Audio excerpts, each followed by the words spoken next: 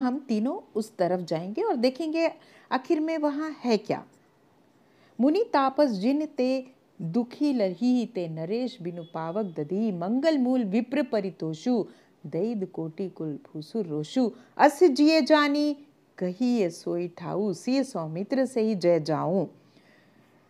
तो राम लक्ष्मण और सीता उस आश्रम की तरफ चल पड़े। देखते देखते कि सडनली क्या होता है कि वहाँ पे कुछ ऋषि मुनि विचरण कर रहे थे।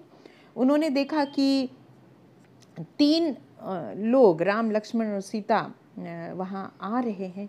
वे दौड़कर अंदर गए और उन्होंने अपने मुनि को मतलब अपने स्वामी से कहा, स्वामी हमने देखा है कि 3 लोग यहाँ आश्रम के आसपास विचरण कर रहे हैं, आप जल्दी आइए।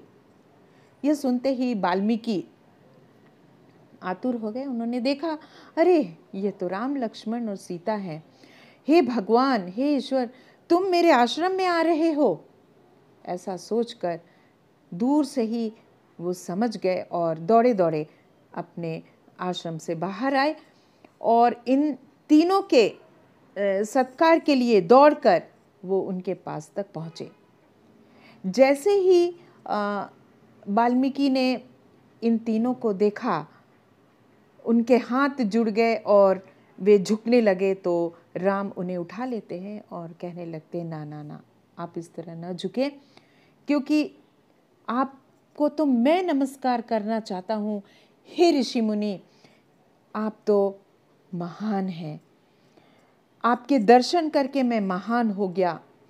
मुझे नहीं पता था ये आपका आश्रम है। हे मुनि, मैं तो धन्य हो गया। राम कहने लगे। वाल्मीकि ने अपने सामने राम को पाकर उनकी प्रसन्नता का कोई ठिकाना ही नहीं था।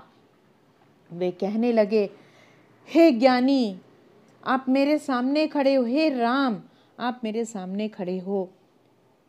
उनके आंखों में आंसू आने लगे, छलकने लगे।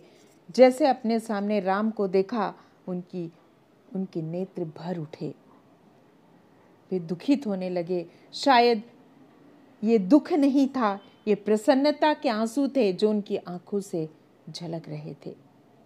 अपने सामने राम को पाकर और राम अपने सामने वाल्मीकि को देखकर बहुत आश्चर्यचकित हो गए। दोनों आपस में गले मिलने लगे और इस तरह हम